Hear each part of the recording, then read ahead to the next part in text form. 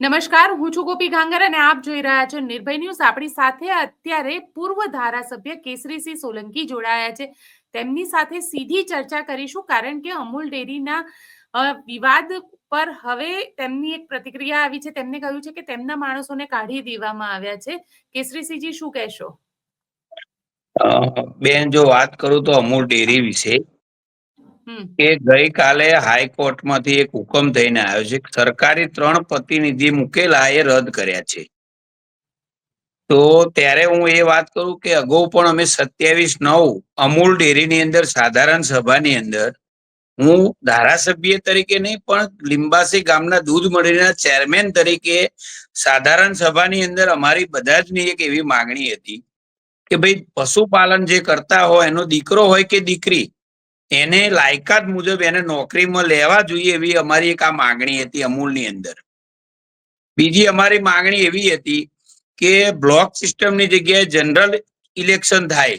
અને ત્રીજી માગણી અમારી એ કઈ હતી કે આ સરકારી 3 પ્રતિનિધિ નાબૂદ થવા જોઈએ. પણ અમારા પૂર્વ માજી ધારાસભ્ય અને મારા સાથી એવા બોરસદના રાજેન્દ્રસિંહજીએ જે પિટિશન દાખલ કરી હતી, કાલે કોર્ટે જ્યારે રદ કરવાનો હુકમ કર્યો છે, ત્યારે આપણા માધ્યમ દ્વારા, ચેનલના માધ્યમ દ્વારા એમને પણ હું ખૂબ ખૂબ અભિનંદન પાઠવું છું કે એમને આ જહેમત ઉઠાવી અને આ 3 સરકારી પ્રતિનિધિને નાબૂદ કર્યા છે.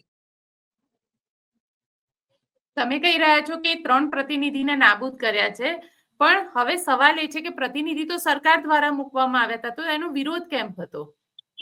વિરોધમાં અમારું એવું કહેવું હતું કે અમૂલની અંદર આ છેલ્લા ઘણા ટાઈમથી એવું ચાલી રહ્યું છે કે 135 જણા કર્મચારી તરીકે 2016 થી નોકરી કરતા એ લોકોને અમને ચેરમેન હાલના શ્રી વિપુલભાઈ દ્વારા એમની આખી ટીમ, એટલે કહેવાનો મતલબ કે બોર્ડની અંદર 2 ગ્રુપ પડી ગયા છે ડિરેક્ટરોના, અને ડિરેક્ટરોના અંદરો અંદર એમના વિવાદના લીધે થઈને કર્મચારીઓ 135 જણને છૂટા કરવામાં આવ્યા છે.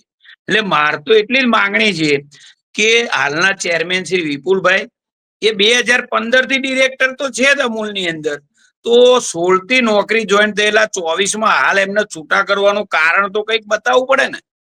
એ કારણ બતાવતા નથી અને હજુ સુધી પણ એ સાધારણ સભા બોલાવતા નથી. 27/9 બોર્ડના એમને સ્ટેજ ઉપરથી એવું કબૂલ્યું છે કે આ તમારી ચેરમેનોની આ માંગણી છે, એ અમારું બોર્ડ સંમતિ આપે છે 3 ઠરાવની. આજ સુધી પણ એ ઠરાવ કરતા નથી અમારા. અચ્છા, તમારા ઠરાવ નથી કરતા, પણ સવાલ એ છે ને કે એ તો જે ચેરમેન છે, ચેરમેન તો ત્યાં આગળ પાર્ટીએ મૂક્યા હશે અથવા તો સરકાર દ્વારા નિયુક્ત કરવામાં આવ્યા હશે. મારો વ્યક્તિગત વિરોધ પાર્ટી જોડે કોઈ છે ને. મારો વિરોધ એટલો છે કે 3 જણા નાબૂદ કરે તો કોઈ 12 બ્લોકના વ્યવસ્થિત લોકો ચૂંટાય. આ ચૂંટાયા પછી ડિરેક્ટરો અંદરો અંદર એમના વિવાદના લઈ અને પશુપાલકોના શોષાવાનું થાય છે, એ ના થવું જોઈએ.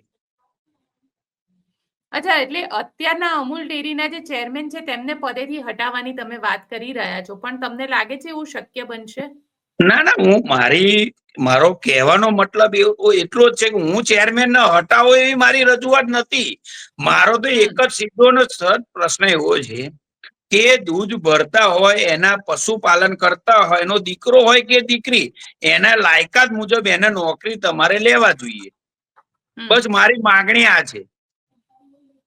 અરે, તમે કહી રહ્યા છો, પણ ક્યાંક ને ક્યાંક એ માંગણી તો તમારી પૂરી નથી થઈ રહી, કારણ કે ધીરે ધીરે હવે પરિસ્થિતિ એ આવી રહી છે કે એવું કહેવાય રહ્યું છે કે જે ચેરમેન, તમે પોતે એપીએમસી માં ત્યાં આગળ ફોર્મ ભર્યું હતું અને હવે અમૂલનો આ મુદ્દો તમે શરૂ કર્યો છે, લાગે છે ક્યાંય આમાં પાર્ટી ગાઈડલાઈન થી તમે અલગ જઈને વાત કરી રહ્યા છો? પાર્ટી ગાઈડલાઈન ની વાત કરું તો હું ચોક્કસપણે છેલ્લા 2 વર્ષથી 2022 થી અત્યાર સુધીમાં પાર્ટી તરફથી સતત અમને અવગણના કરતા આયા જ છે. પાર્ટી તરફથી અમને 2 વર્ષની અંદર કમલમ પાર્ટી કાર્યાલય, કહેવાનો મતલબ ગાંધીનગર ખાતે એક પણ મીટિંગ ની અંદર મારો સમાવેશ નથી કરતા. જિલ્લાની મીટિંગ હોય તો પણ મારો સમાવેશ કરતા નથી. એટલે સાચી હકીકત ને સાચું મારા મત વિસ્તારની અંદર કંઈક બનતું હોય તો એમાં સહભાગી બની સાચા ને ન્યાય મળે એમાં મારે ઉભું રહેવાનું હોય. પણ લાગે છે કે તમે આમાં, કારણ કે આમાં 2 વર્ષથી તો તમે સક્રિય નથી, તો હવે શું કરશો? કારણ કે હવે તમને સાંભળશે કોણ ત્યાં આગળ? અને નહીં સાંભળે તો આગળ શું? નહીં, અમારે તો એક જ લડે છે કે રાજકીય રીતે નહીં, પણ અમૂલની લડાઈ એવી છે કે દૂધ ભરતા પશુપાલકોના હિતમાં અમૂલના જે કઈ કમિટી બેસે એનો નિર્ણય કરે. પણ તમને લાગે છે એ સંભળાશે? કારણ કે અલ્ટિમેટલી ડિસિઝન અમૂલ કરતા વધારે સરકારમાંથી લેવાતું હોય છે. તો 15 તારીખ 15/1/2025 પછી 1200 ત્રણેય જિલ્લાના ચેરમેનો સાથે સંપર્ક કરી અને એક અમે મોટું સંમેલન કરવા પણ હું જઈ રહ્યો છું. અચ્છા, આ સંમેલન શું હશે?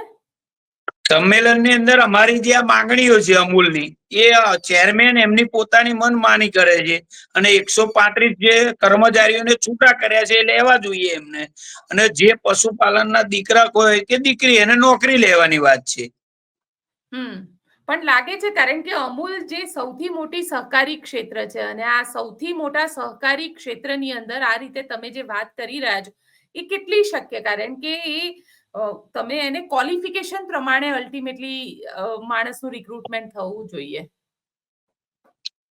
આપના માધ્યમ દ્વારા આવનારા દિવસોની અંદર અમૂલનું ઇલેક્શન આવવાનું છે ત્યારે આ જે કોઈ ડિરેક્ટરો પશુપાલકના હિતની વાત નહીં કરે તો ચોક્કસપણે એને સામે 12 બ્લોકની અંદર પણ ઉમેદવાર લડાવવાના થશે, તો પણ અમે 1200 સંગઠિત ચેરમેનો થઈને અમે બોર્ડ નક્કી કરવાના છીએ આવનારા દિવસોની અંદર. એટલે તમે અલગથી તમારું એક બોર્ડ આખું કરીને ઊભું રાખશો પાર્ટીની વિરુદ્ધમાં? કારણ કે જનરલી સહકારી ક્ષેત્રમાં ભારતીય જનતા પાર્ટી પોતે મેન્ડેટ આપતી હોય છે. આપના માધ્યમ દ્વારા પાર્ટીનો મેન્ડેટ તાલુકા, જિલ્લા લેવલ, વિધાનસભા, લોકસભામાં જ હોય. રાજકીય રીતે આ તો એકબીજાને અંદરો અંદર દબાવવાનો વિષય ચાલે છે. આમાં કોઈ મેન્ડેટ સિસ્ટમ જ ના હોય. અને મેન્ડેટની જો વાત કરીએ તો હું 2020 ની અંદર પણ અમૂલનું ઇલેક્શન લડેલો.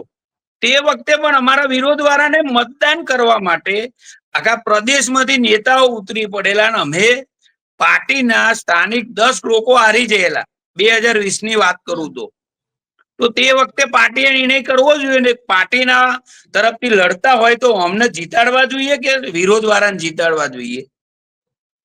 એટલે તમારું નક્કી છે કે ભાજપમાં બળવો તમે કરશો?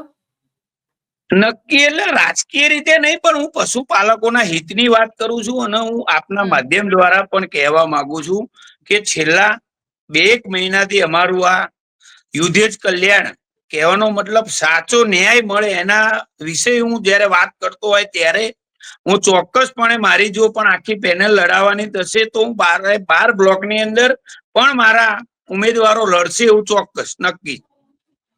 અચ્છા, યુદ્ધ એક જ કલ્યાણ એટલે હવે બાણ ઉઠાવી લેવાનું છે, ધનુષ ઉઠાવીને બસ શરૂ કરવાનું છે? તો ચાલુ જ છે બેન લડાઈ, 2 મહિનાથી સતત સાચા માટે લડત ચાલુ જ છે. તો એક વાર તમને CR પાટીલનો કે સરકારમાંથી કોઈનો ફોન આવ્યો? ના, નથી આવ્યો. કોઈ કીધું હોય, કોઈએ સમજાવવા મોકલ્યા હોય કે કઈ? પણ એમાં તો કઈ સમજાવવાનું બેન આમાં થતું જ નથી ને. રાજકીય રીતે નહીં, અમૂલ એક સંસ્થા પશુપાલકોના હિતમાં ઉભી થયેલી આ વિશ્વ અમૂલ ડેરીનું નામ એનું પ્રખ્યાત થયેલું છે. પણ આજે છે છેલ્લા 2-3 મહિનાથી જે વિષય ચાલી રહ્યો છે કે રાજકીય રીતે આને અમૂલ સાથે જોડી દીધી છે. મારું માનવું છે ત્યાં લગી અને રાજકીય રીતે ના જોડવું જોઈએ. જયારે કઈક પાર્ટીના પ્રોગ્રામ થતા હોય ત્યારે છાસ હોય, પાણીનું વ્યવસ્થા કરવાની, તો અમૂલ દ્વારા એમના ચેરમેનો દ્વારા વાહવા કરવા માટે મોટા પાર્ટીની અંદર સભાઓની અંદર એ છાસનું વિતરણ થતું હોય તો મારો એમાં પણ વિરોધ નથી. પણ જયારે સ્થાનિક પશુપાલકોના ઘેર પ્રસંગ હોય તો મારું એવું માનવું છે કે અમૂલ તરફથી એને મફતમાં છાસ આપવી જોઈએ એના ઘરે પ્રસંગ હોય તો. એટલે મારી આ બધી એટલે આ તો બધી તમારી વાત થઈ, આ તો બધી તમારી વાત થઈ કે તમે આ વસ્તુ કરવા માંગી રહ્યા છો, પરંતુ અલ્ટિમેટલી એ ચેરમેન અને એ લોકો ડિસિઝન લેતા હોય છે અને ચેરમેન જે છે એને લઈને હવે ક્યાંક ને ક્યાંક તમને એક દિલમાં લાગી રહ્યું છે કે આવા ચેરમેન ના જોઈએ, આખું પેનલ બદલાવી જોઈએ. પણ એના માટે શું હવે? મારી કહેવાનો મતલબ બેન આપના માધ્યમ દ્વારા એટલું છે કે અમૂલની અંદર આ જે કઈ અંદરો અંદર એમના ડિરેક્ટરોનો વિવાદ ચાલુ છે. અમારી તો રાજકીય રીતે નહીં, પણ પશુપાલકોના હિતમાં જયારે હું મારા ગામનો ચેરમેન છું ને, મારા ચેરમેન વતી રજૂઆત છે આટલી કે 1200 ચેરમેન શ્રીને હરખો ન્યાય મળે. ત્યાં આગળ સાધારણ સભા હોય તો હાલના ચેરમેન શ્રી એમને પોલીસ બોલાવવી પડે. એટલે શરમજનક વાત કહેવાય કે 40 વર્ષની અંદર જો ચેરમેનો આવતા હોય, ચેરમેનોની સાધારણ સભામાં 400 થી 500 પોલીસ તમારા સાદા ડ્રેસમાં બોલાવી પડે મીટિંગની અંદર. એટલે મારું તો એવું માનવું છે કે આ શરમજનક વાત કહેવાય. પણ કેસરીસિંહજી, તમને 2022 ની અંદર ટિકિટ નહોતી આપી, એટલે ક્યાંક એવું તો નથી ને કે રાજકીય રીતે હાશિયામાં જતા રહ્યા એટલે હવે આ સહકારી ક્ષેત્રમાં તમે સક્રિય થવાની વાત કરી રહ્યા છો? ના, એવું કઈ છે નહીં બેન. કારણ કે ચર્ચા તો એવી જ છે કે ફરીથી તમે બળવો કરવાના મૂડમાં છો અને તમે એકદમ બળવો કરી જ નાખ્યો છે. એટલે એકચ્યુઅલ શું છે?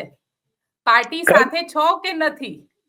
હાલ તો પાર્ટી સાથે જ છું, પણ એવું કઈ છે નહીં.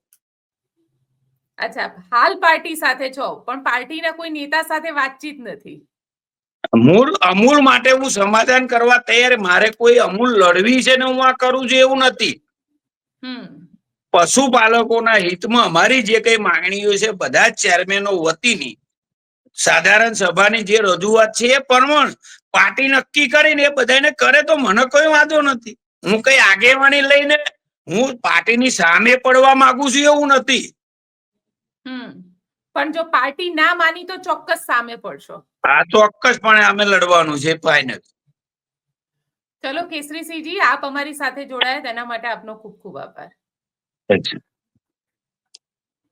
તો આપને અમારો રિપોર્ટ કેવો લાગ્યો કોમેન્ટ બોક્સમાં ચોક્કસથી જણાવજો અને અમારી ચેનલ નિર્ભય ન્યૂઝને લાઇક, શેર અને સબસ્ક્રાઇબ કરવાનું ભૂલશો નહીં. આભાર.